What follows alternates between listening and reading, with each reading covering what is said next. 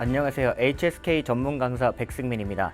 오늘은 12월 1일 시험 대비해서 쓰기 배열하기로 여러분들한테 이렇게 찾아왔습니다. 12월 1일 시험이 조금 일찍 시작되는 감이 있기 때문에 여러분들 방학 전에 자격증 점수 취득하시면 좋겠죠. 그래서 일단 오늘 같은 경우에는 단어의 디테일한 쓰임에 대해서 알려드리고, 디테일한 쓰임을 몰랐을 때 틀릴 수도 있는 경우와, 그리고 디테일하게 쓰임을 알게 되면은 고득점까지도 여러분들이 점수를 찍을 수 있다는 사실, 그걸 위주로 일단은 몇 가지 짜이에 대한 용법을 알려드리도록 하겠습니다. 자, 짜이라고 하는 단어는 사실상 그렇게 어려운 표현은 아닌데, 사실상 품사가 3개나 존재한다라고 보시면 되겠죠. 일단 뭐 부사, 동사, 계사 이렇게 3가지로 나뉘게 되는데요. 자, 일단 문제에서 그렇게 문제가 많이 출제가 되는 편입니다. 그렇기 때문에 여러분들이 이 짜이라고 하는 용어의 용법을 완벽하게 숙지를 하고 들어가시는 게 여러분들한테 도움이 많이 될 겁니다.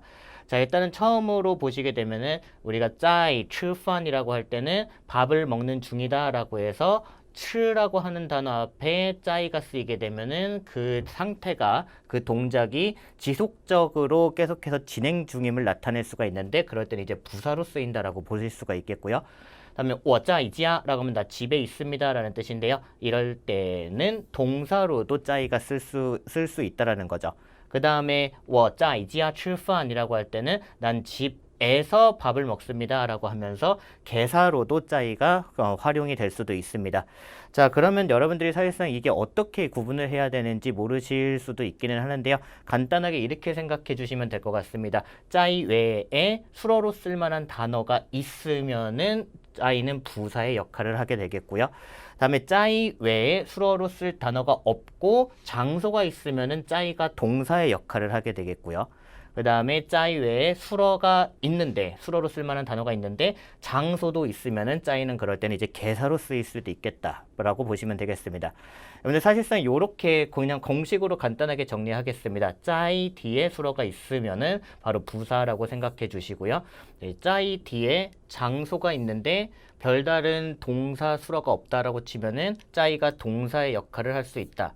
그 다음에 짜이 뒤에 장소가 붙었는데 수어의 역할을 할 수 있는 단어가 있으면은 그거는 짜이가 이제 개사로 활용이 되었다라고 보시면 되겠습니다. 문제 한번 바로 들어가기 전에 여러분들이 좀 조심하셔야 될 거는요. 수어 기준으로 짜이라고 하는 애는 부사어로 쓰였었을 때는 앞쪽으로 들어갈 수도 있지만은 보어로 쓰였을 때는 수어 뒤쪽으로 들어갈 수도 있습니다. 예를 들어서 我在家吃饭이라고 할 때는 吃라고 하는 단어 앞에 짜이가 들어가면서 부사어로 쓰였고요. 그 다음에 住在中国라고 하면 중국에 거주합니다 라고 할 때는 짜이가 수어 뒤쪽으로 쓰이면서 보어로 쓰일 수 있는 것도 알고 계셔야 되겠습니다. 보통 우리 어순 배열하기에서는 수어 뒤에 짜이가 보어의 역할을 하는 문제들이 상당히 많이 나오는데, 그럼 앞으로 넣어야 됩니까? 뒤로 넣어야 됩니까? 이렇게 걱정하지 마시고요. 어쨌든 간에 수어와 같이 합쳐져서 나온다던가, 아니면 짜이 뒤에 러자를 써줌으로써 이 단어를 수어 뒤로 넣도록 유도를 하게 될 겁니다. 그렇기 때문에 너무 걱정은 안 하셔도 될 것 같아요. 자, 그럼 예문 하나만 보겠습니다. 이러한 책들은 모두 놓여져 있는데 책상에 놓여져 있습니다. 짜이가 수어 뒤쪽에 써져 있는 거 보실 수 있겠고요. 다음에 찌앙로라고 하면은 착륙하다라는 뜻인데 착륙합니다 목적지에 라고 하면서 착륙하다라고 하는 단어 뒤에 짜이가 보어로서 들어가 있는 거 보실 수 있겠습니다. 자, 그럼 문제 한번 직접 풀어보도록 하겠습니다. 짜이가 부사로 쓰였을 때 얘기입니다. 자, 짜이를 보시면서 여러분들 얘가 지금 어떻게 역할을 하나 한번 판단을 하셔야 되는데, 지금 보시면은 타오른이라고 하는 토론하다라고 하는 동사는 있습니다.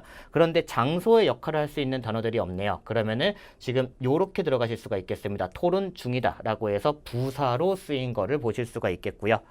자, 그 다음에 우리가 이제 목적어를 잡아주시면 되는데, 목적어는 什么事情이라고 해서 어떤 일이라고 하는 단어가 들어가고, 탐언이라고 하는 주어를 앞으로 넣어주시게 되면은 그들은 아마도 토론하는 중일 것입니다. 어떤 일을 이라고 표현이 완성이 됐습니다. 한번 발음해 드리도록 할게요. 他们好像在讨论什么事情이라고 표현하시면 되겠습니다.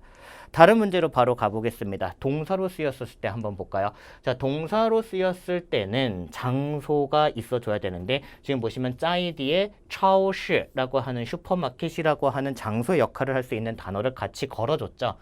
자, 그러면은 우리가 또 하나 찾아봐야 될 게 이 짜이 외에 다른 동사수로의 역할을 할 수 있는 게 있을까 한번 찾아보는데 나의, 다음에 옆쪽, 다음에 사무실, 동사 없습니다. 그러면은 짜이가 이번에는 동사로서 수로의 역할을 하고 있구나 생각하시면서 먼저 중심 잡고 시작하시면 되겠고요.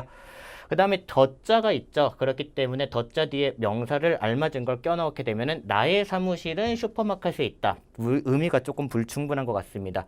그렇기 때문에 방비엔이라고 하는 단어 옆쪽을 짜이자 뒤쪽에다가 넣게 되면은 나의 사무실은 슈퍼 옆에 있습니다. 이렇게 배치가 끝날 수 있겠고요.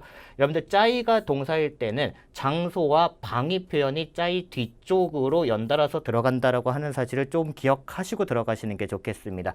보통 이렇게 짜이 뒤에 장소나 방위, 결국에 방향과 관련된 단어들이 뒤쪽으로 들어간다. 이 사실을 꼭 알고 가셨으면 좋겠고요. 다시 한번 읽어드릴게요. 我的办公室在超市旁边이라고 표현하시면 되겠습니다. 자, 이제 다음에 마지막으로 한번 보겠습니다. 짜이가 개사로 쓰였을 때의 한번 상황을 보도록 할게요. 자, 일단 지금 보시면 짜이가 보이시죠? 그런데 여기에서는 지금 우리가 수러 뒤에 짜이가 바로 붙어 있는 게 보이실 거고요. 자, 그러면 지금 같은 경우에는 팡이라고 하는 수러 뒤에 짜이가 보어로 들어가면서 짜이가 들어갔으면 뒤쪽으로 장소가 들어갈 것이 있나 한번 확인을 하셔야 되는데 장소 있습니다. 桌子라고 하면은 책상이라는 뜻을 가지고 있는데 책상은 사실상 사물이긴 하지만 장소로서의 역할을 어떻게 할 수 있을까요? 그거는 바로 샹이라고 하는 단어를 보면서 샹은 어디에라는 뜻을 가지고 있는데 앞에 장소와 관련된 명사가 있음을 암시하는 단어 중에 하나입니다. 그런 단어 중에 대표적인 게 하나가 또 있죠. 리라고 하는 단어. 그럼 그 앞에 있는 게 장소의 역할을 한다 생각하시면서 放在桌子上이라고 표현하시면은 놓여 있다 책상 위에 아니면 책상에 이런 식으로 표현을 하시면 되겠고요. 그럼 더자 뒤에 명사 합치겠습니다. 그럼 잘 기입한 신청서라고 하는 단어가 이렇게 주어로 들어가겠고요. 그 다음에 팡이 수러, 다음에 보어가 在桌子上으로 걸리면서 문장이 끝나겠습니다. 그러면 잘 기입한 아니면 다 기입한 신청서가 모두 놓여 있습니다. 책상에 이렇게 해석을 하시면 되겠고요. 填好的申请表都放在桌子上이라고 표현을 하시면 되겠습니다. 자, 그럼 이제 정말로 마지막으로 여러분들 고난이도의 문제, 이런 문제 맞히시면 정말 고득점으로 가실 수 있습니다. 일단 짜이가 나왔습니다. 먼저 일단 아까는 제가 미리 언급을 드리고 시작했죠. 이게 무슨 품사로 쓰였다라고. 하지만 여러분들 시험장에서는 저같이 계속해서 가이드를 드리는 사람이 없기 때문에 여러분들이 직접 판단을 하셔야 되는데, 자, 짜이를 보고 그럼 우리는 일단은 뭐를 찾아야 되느냐? 장소가 있나 확인하고 다음에 동사 수러로 쓸만한 단어가 있을까 한번 확인해 보겠습니다. 자, 그럼 일단 장소로 쓸만한 단어가 사실 있기는 있습니다. 마루라고 하면은 도로라는 뜻을 가지고 있는데 장소로 쓸 수는 있겠지만 지금 이미 단어들의 조합이 있기 때문에 여기로 짜이가 치고 들어갈 수는 없습니다. 그렇기 때문에 일단 장소는 오늘은 없다라고 생각을 하시는 게 좋겠고요. 동사 한번 찾아보겠습니다. 따이, 착용하다라고 하는 뜻과 바이또에라고 해서 줄을 서다라고 하는 단어가 있네요. 그러면 이제 동사는 존재하기 때문에 짜이가 현재 진행형으로서 부사로 쓰일 수 있다라고 하는 걸 여러분들이 유추를 하신 상태에서 문장을 배열을 해야 되는데 단어 자체가 일단 5덩어리가 나왔다라고 하는 거는 문제를 맞추기 어렵게 작정을 하고 출제관들이 문제를 출제를 했다라고 생각을 하셔야 됩니다. 정말 하나 단어를 의미를 파악하면서 가셔야 되는데 일단 여러분들이 가장 많이 속는 포인트 중에 하나가 샤오황이라고 해서 이거를 사람 이름으로 착각하시는 경우도 많지만 이거는 샤오황마오라고 해서 작고 노란 모자라고 하는 뜻을 가지고 있죠.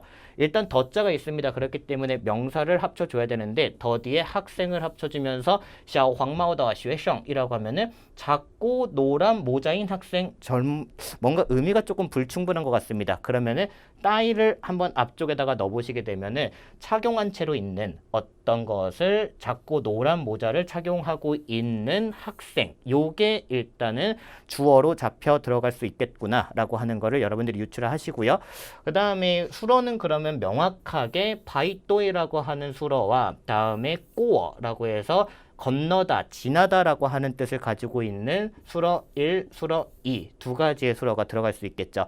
연동문이라고 보시면 되겠는데 그러면 바로 얘를 수러로 집어넣어 주시고 다음에 아까 합쳐놨던 주어를 맨 앞에다가 넣으시게 되면은 짜이가 들어갈 곳은 수러 앞밖에 없다라고 생각하셔야겠죠. 그러면서 얘가 부사의 역할을 하면서 줄을 서서 길을 건너는 중이다 라고 해서 현재 진행형을 나타내고 있는 상태라고 보시면 될 것 같습니다. 자, 그러면 이제 다시 한번 해석하겠습니다. 작고 노란 모자를 착용하고 있는 학생들이 줄을 서서 도로를 건너는 중입니다. 이렇게 해석을 하시면 되겠죠. 주어는 이렇게 들어가는 거고요. 다음에 수러가 여기 하나, 다음에 수러 두 개, 그 다음에 짜이는 부사어의 역할로 현재 진행 중임을 나타내는 단어로 들어가 있습니다. 한번 읽어드리겠습니다. 戴着小黄帽的学生在排队过马路라고 표현하시면 되겠습니다. 자, 문제 여기까지 한번 풀어봤습니다. 우리 고득점을 위해서는요, 아무리 쉬운 단어라도 짜이라고 하는 거 부사, 동사, 개사 세 가지의 품사를 모두 커버할 수 있는 단어다 라고 생각하셔야 되겠고요. 짜이가 개사일 경우에는 수러의 뒤로 들어가는 문제가 좀 많이 나온다라고 하는 사실도 알고 계셨으면 좋겠습니다. 네, 이렇게 단어의 디테일한 쓰임을 알게 되면 여러분들 고득점도 가능합니다. 이번 12월 1일 시험 고득점 취득하시기 바랍니다. 이만 하겠습니다. 再见.